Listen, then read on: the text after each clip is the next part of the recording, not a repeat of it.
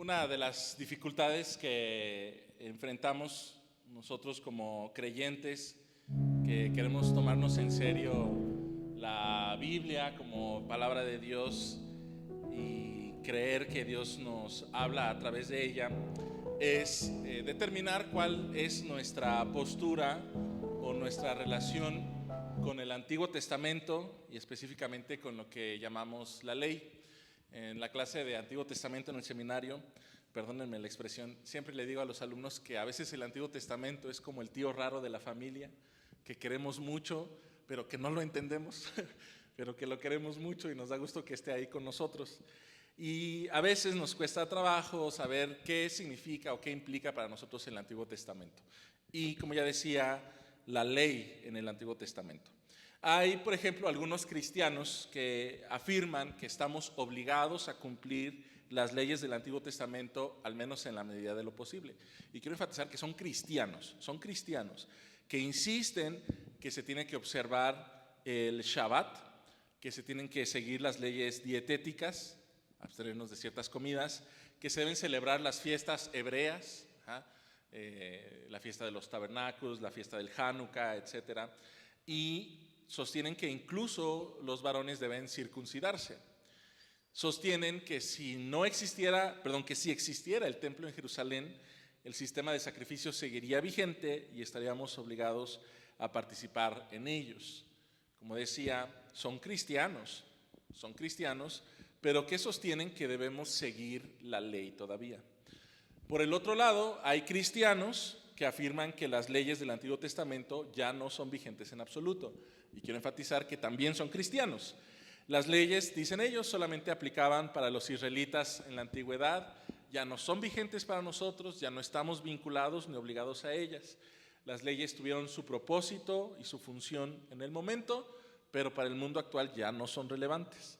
Las leyes de los sacrificios solamente aplicaban para el templo. Las leyes de los rituales solamente servían para la religión hebrea o la religión judía.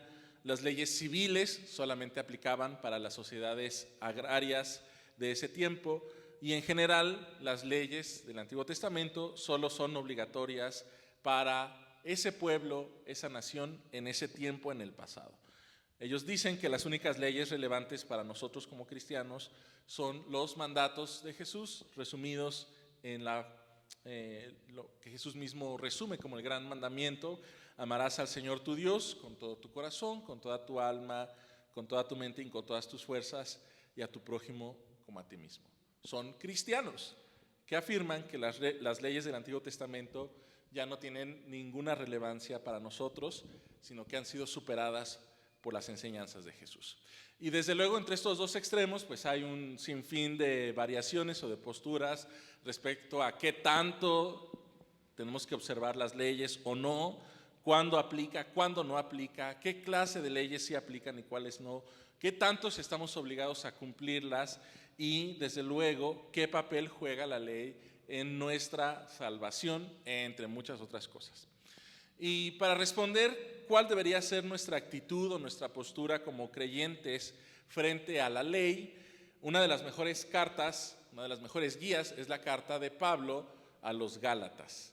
Leímos ya una porción. El apóstol Pablo escribió la carta a los Gálatas, que eran una comunidad de cristianos en el Mediterráneo, al parecer la mayoría griegos o paganos convertidos a la fe en Jesús. Dato curioso para que platiquen en la comida e impresionen a sus amistades en las fiestas: parece ser que la comunidad de Gálatas eran galos, es decir, franceses que habían viajado al Mediterráneo y se habían establecido ahí. Es una teoría. El punto aquí es que esa comunidad de cristianos estaban siendo influenciados por algunos maestros judíos que insistían que para ser verdaderos cristianos primero tenían que observar y cumplir las leyes de los judíos, y la primera de las leyes que tenían que observar para ser verdaderamente cumplidores de la ley era la circuncisión.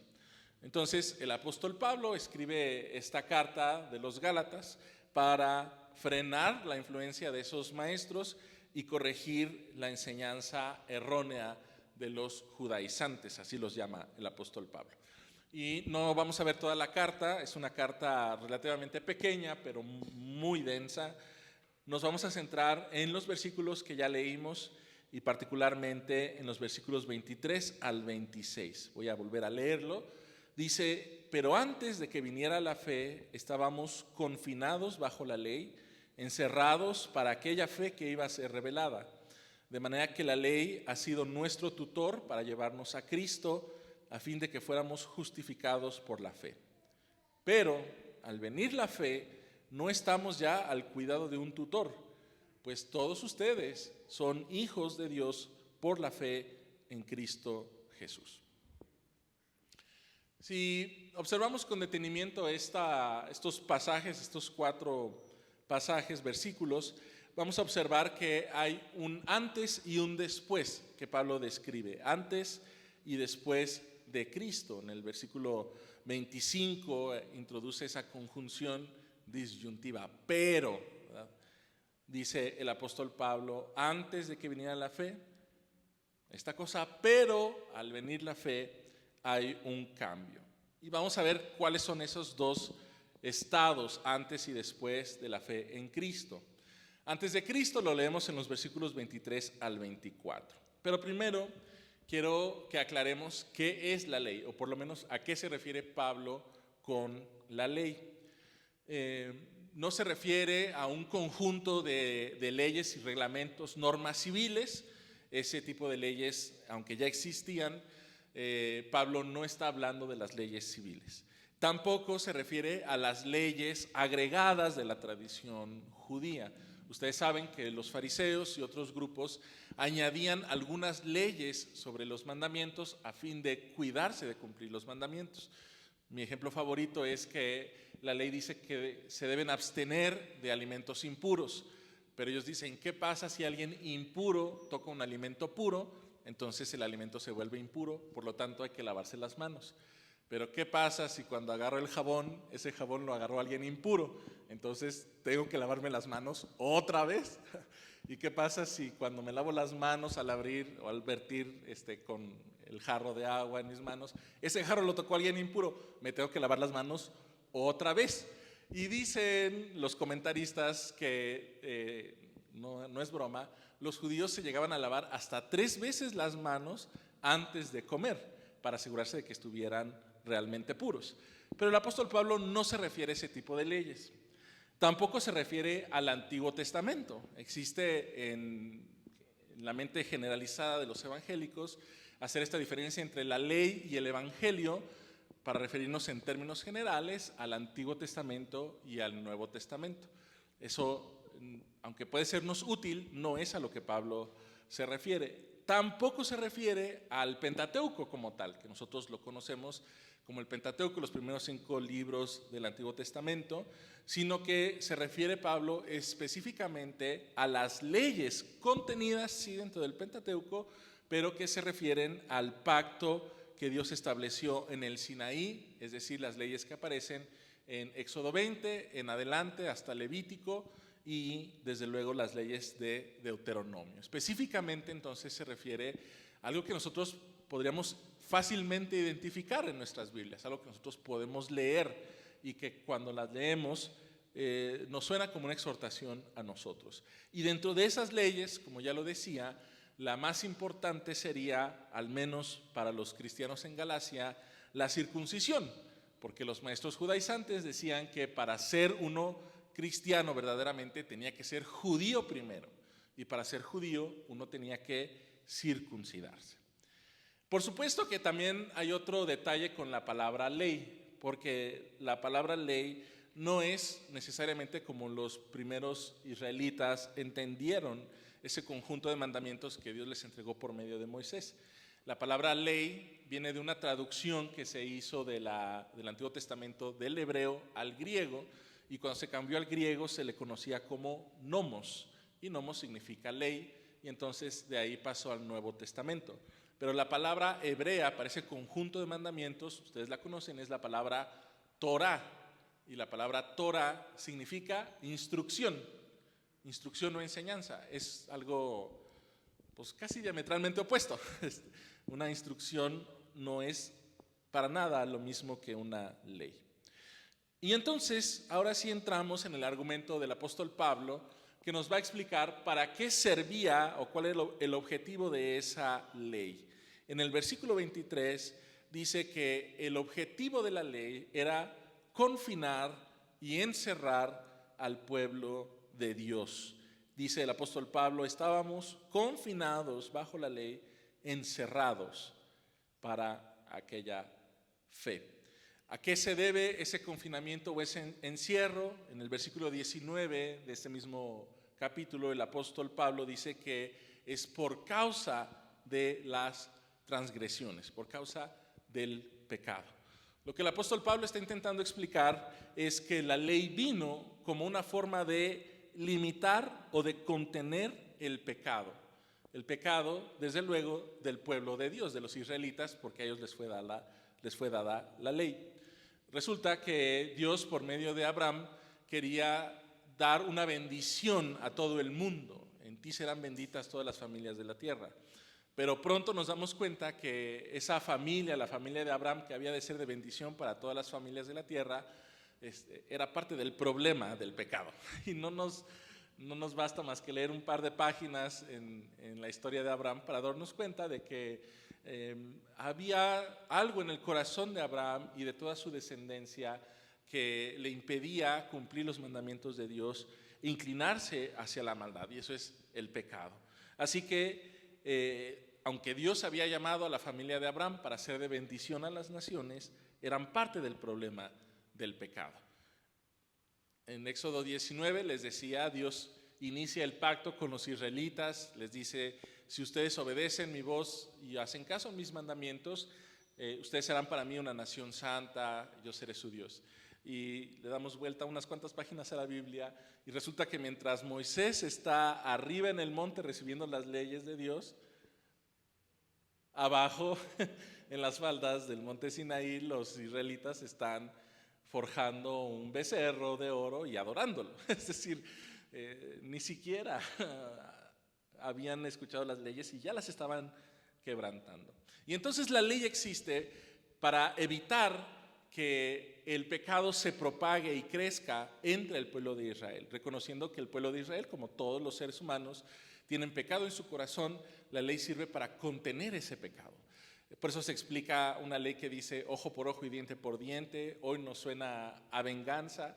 Lo que pasa es que antes, si tú me golpeabas y me tirabas un diente y yo era una persona que tenía un estatus mayor, entonces yo tenía el derecho de romperte 2 dientes.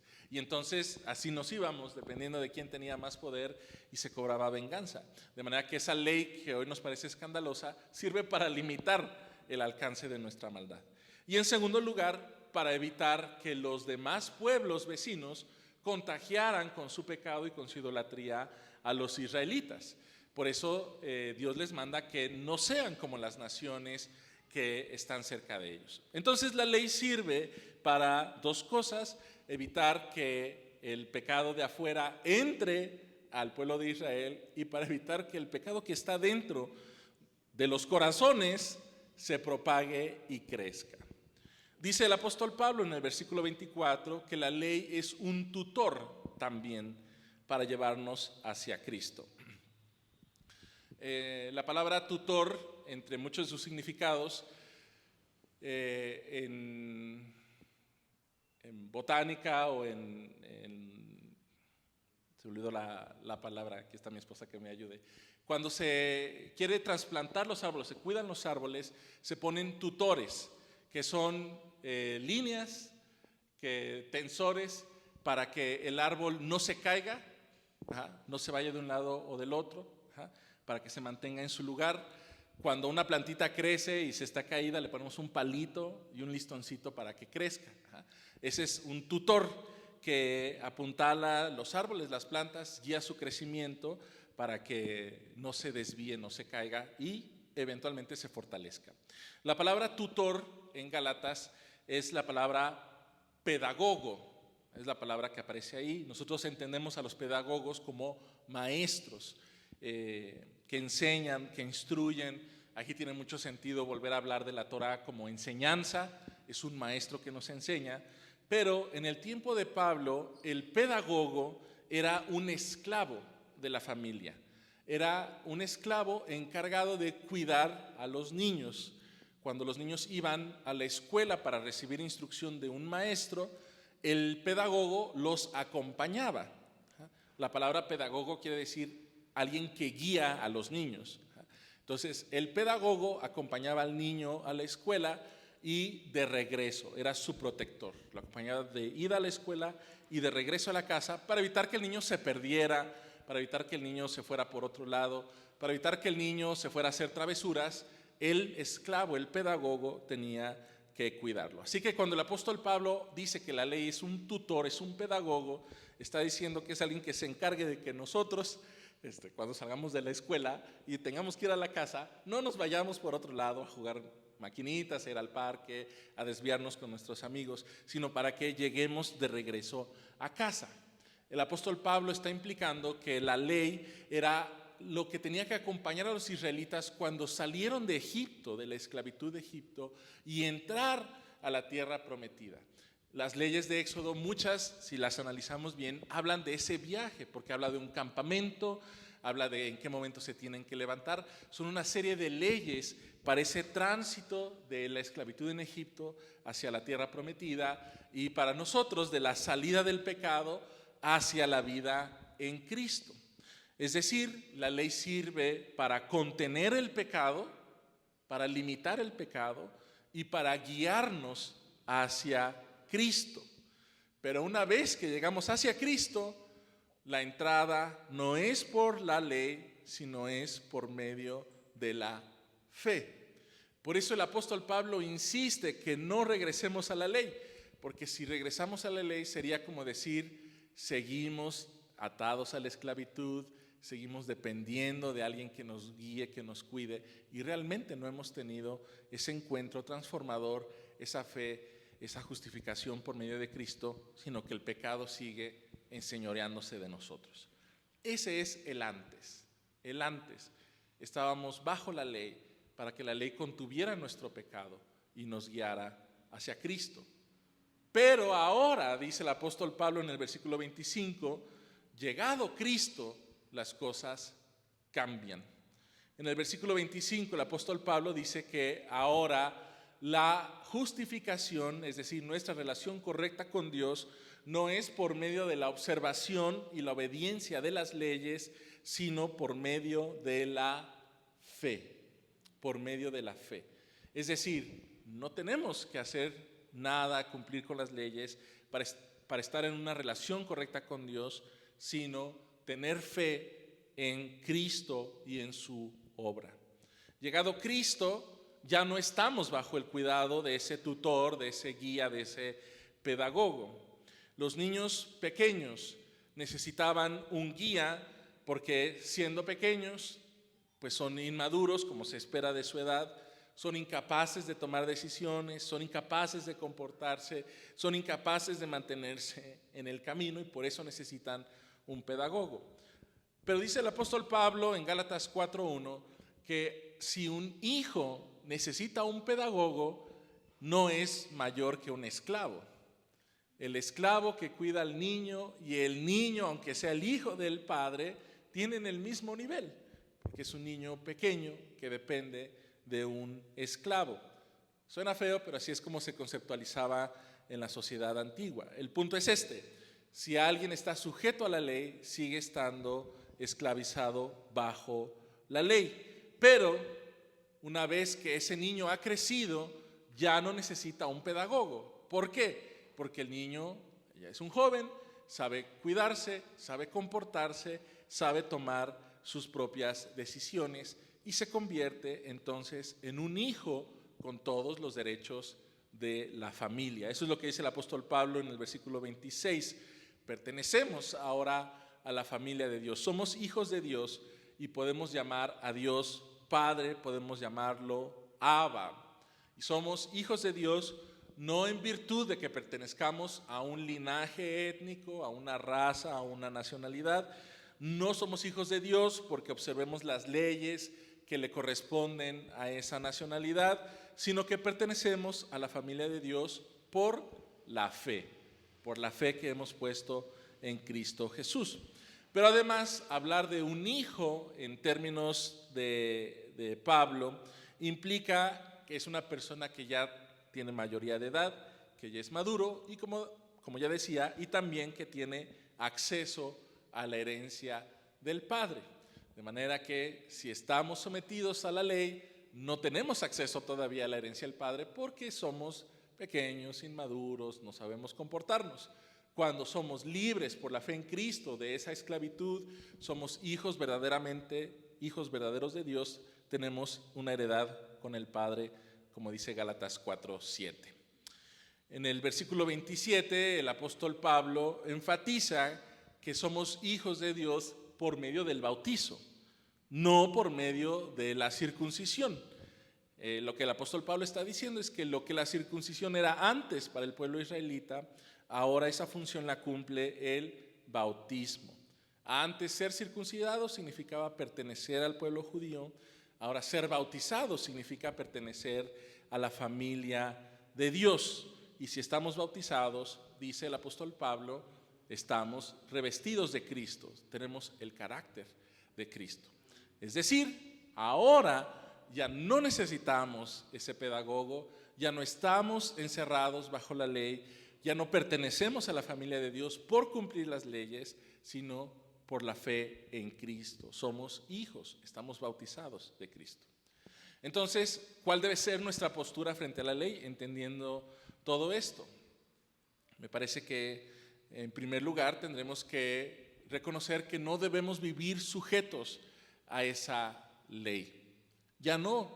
Esa ley ya no nos sujeta a nosotros, ya nos obliga a nosotros.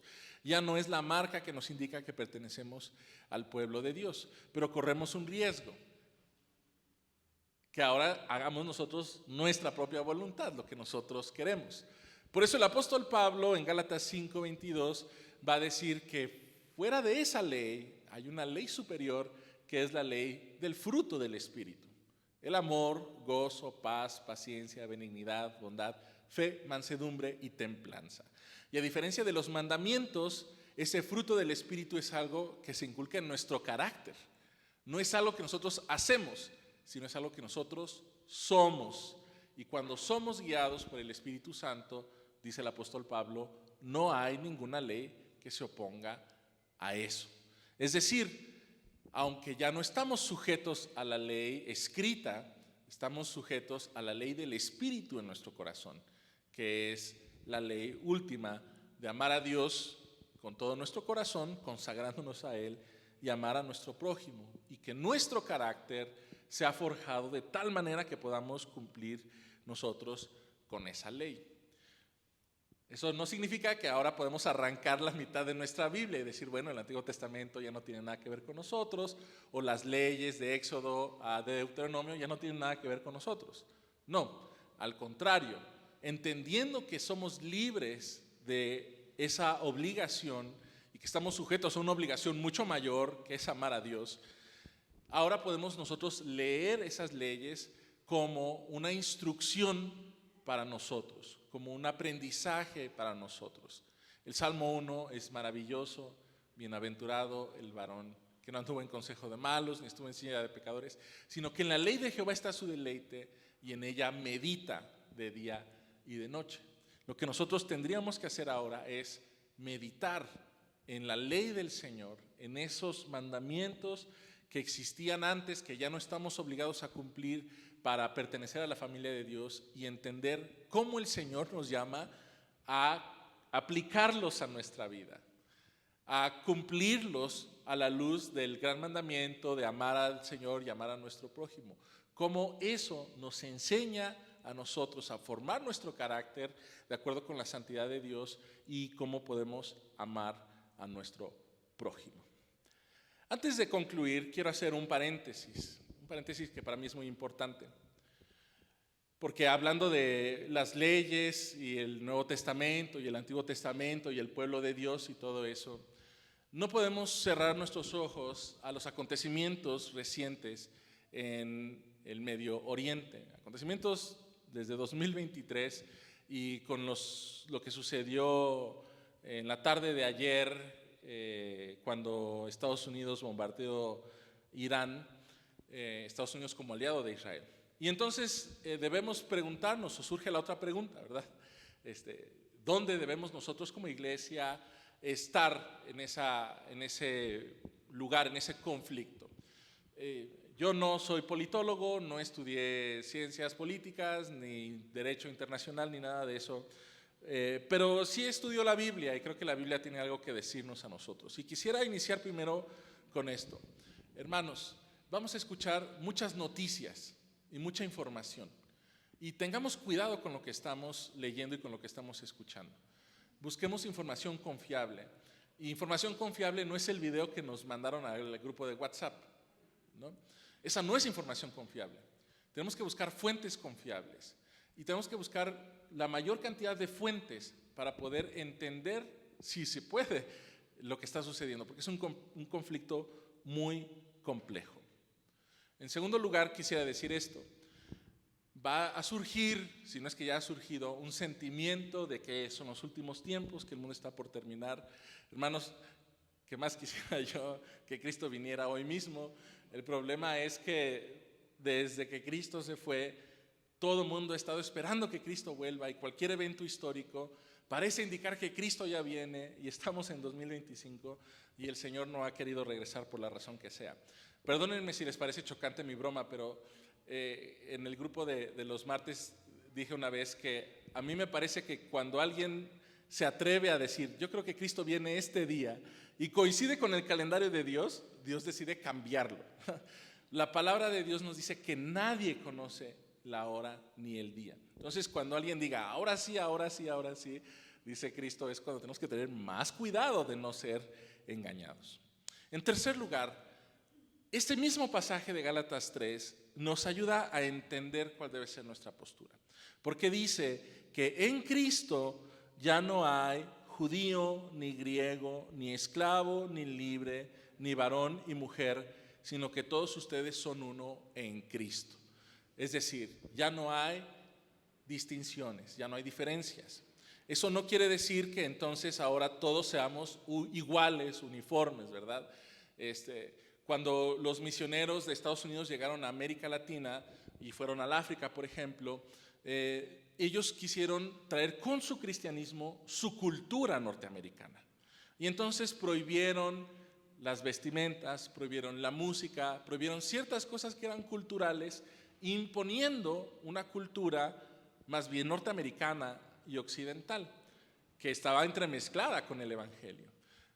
El Evangelio supera las culturas. Lo que tenían que haber hecho era traer el Evangelio y ver cómo esa cultura era transformada por el Evangelio. Lo que quiero decir es que a veces pensamos que siendo cristianos todos tenemos que ser iguales, pensar iguales. Lo que el apóstol Pablo está diciendo es que ya no esas diferencias ya no deben separarnos más. Ya no deben separarnos más. Todos somos en Cristo una sola familia. Así es como lo establece el apóstol Pablo en la Biblia. Al final dice, y si son de Cristo, son linaje de Abraham, y según la promesa herederos. ¿Qué quiero decir con esto? Que nosotros, hermanos mexicanos, 2025, en virtud de haber creído en Cristo, somos el linaje de Abraham. No porque observemos leyes, no porque demos nuestra alianza a ciertos países y a otros no, o a ciertos sí y a otros no, sino en virtud de ser hechos hijos de Dios por la fe en Cristo.